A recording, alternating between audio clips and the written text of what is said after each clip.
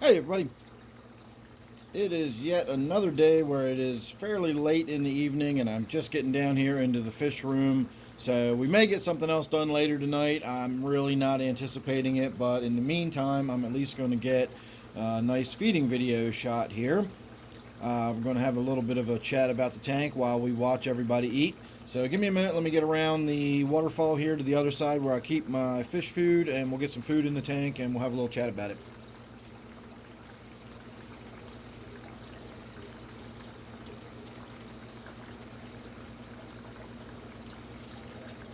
Alright, tonight we are going to be starting with the Marineland Color Enhancing Tropical Flakes, even though I think of these as crisps. If you look at them, they actually are small, round, little crisps, whereas flake food is typically larger, well, flakes. And they break apart real easy, and it's hard to get a pinch full of them and keep them in flake form without them crumbling into dust. So these crisps are a little more substantial, and you can crumble them up if you want, but you can also just leave them in crisp form and have some larger morsels sort of floating around the tank for everybody rather than all that ground up crumbly stuff. So I generally start by putting some of the floating or swirling type food in the tank like these crisps. I also have some slowly sinking color enhancing granules that I feed this tank occasionally. I will also put like freeze dried krill or freeze dried worms. I bought these once upon a time, freeze dried mealworms. I throw them in there occasionally. They're not too fond of the mealworms, so I don't do that very often. For the bottom, I put shrimp pellets in there, and I put sinking cichlid pellets in there. And then I also put the Hikari algae wafers, and the algae wafers are the main staple food for the bottom of the tank. We've got several fish in this tank that really like their veggies, such as my spotted tilapia, my pleco, wherever it is, and even that white suckerfish you can see darting around. That actually tends to like the veggies too, although the white suckerfish will pretty much eat anything that's on the bottom. So I don't know if you can see her or not. In the back right corner is my spotted tilapia. She was just chasing my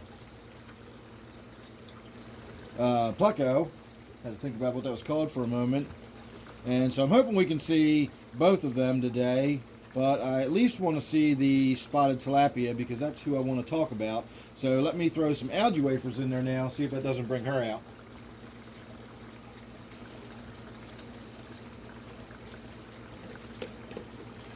Now these are just regular old Hikari algae wafers.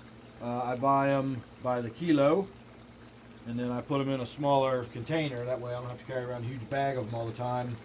And then when I put them in the tank, I break them into smaller pieces, so lots of fish can grab little chunks of them and dart and dash away, and everybody gets some.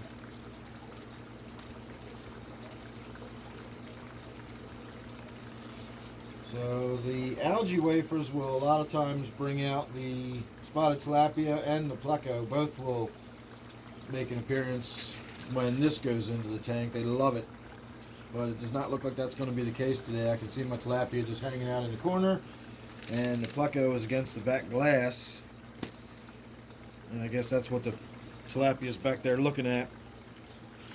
So all I really wanted to talk about was my tilapia and the fact that I named her Flo.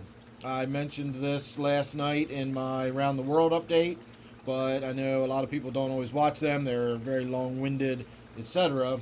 So she's just a beautiful fish, and she's finally starting to become more outgoing. She used to be really outgoing. She swam around and everything was normal, and then I don't know what happened or why, but once she was in this great big open tank, she just started spending all of her time back in that corner where she clearly has a nest built. That's her territory, and that's fine, but she just hides in there all the time, and she almost seems like she's afraid of me, whereas she used to be fairly outgoing and whatnot.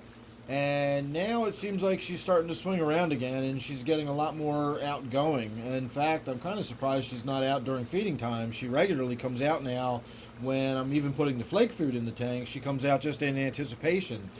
She actually doesn't eat the flake food, and I've only seen her pick up, the odd cichlid pellet. She is a cichlid, but I've only seen her eat the odd cichlid pellet every now and again, and she will eat the odd shrimp pellet as it's sinking to the bottom. She'll grab that occasionally, and it almost seems like she does it more out of a reflexive response than an actual desire to eat it.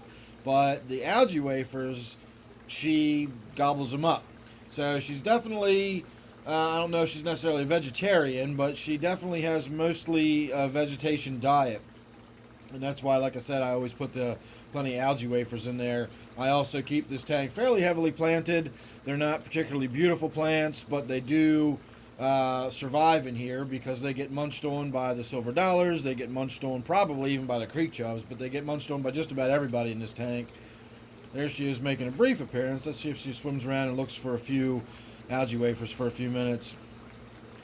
But I've got the floating water sprite up top, which grows so fast, especially under all this lighting and the high nutrients that are in this tank. It kind of keeps ahead of the fish. The silver dollars in particular nibble at the roots and the tender fronds of the water sprite.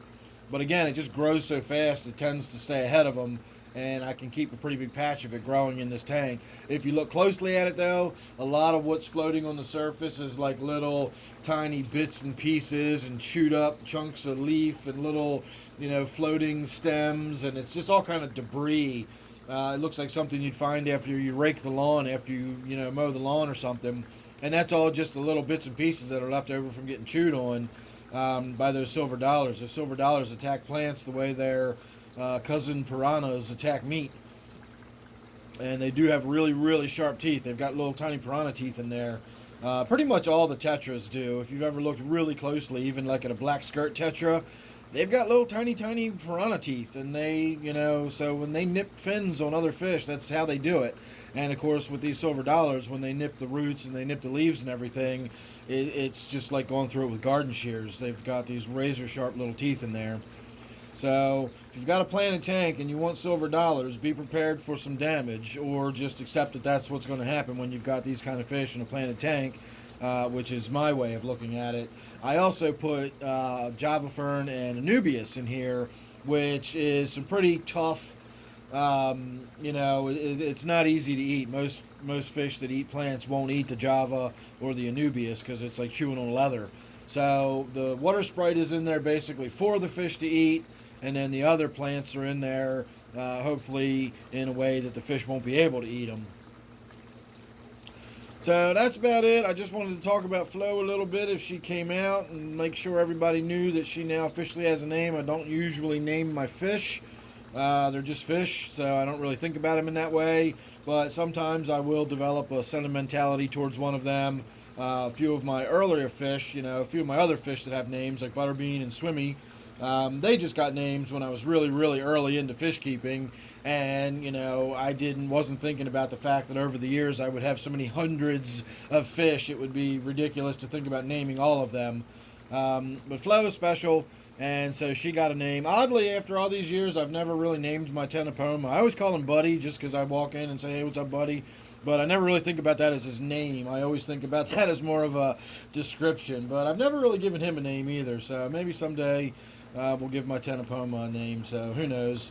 I say maybe someday, and he's probably at the twilight golden years of his life or whatever, and I'm just now talking about naming him. So anyway, like I said, I'm just kind of rambling now. Not a lot on my mind. I just wanted to get some kind of video shot, and this is always a fun tank to look at. So I hope you enjoyed it. Make sure you subscribe. You never know what you're going to get from me. We got some rain coming up over the next few days, so hopefully I'll have some time to get in here and get some work done. We'll shoot some video of that, and maybe I can sit in front of the camera and have a chat about whatever's on my mind, whatever topic of the day comes up. So thanks again for watching. Make sure you subscribe. Don't forget this one is my 125-gallon New World tank. See you on the next one.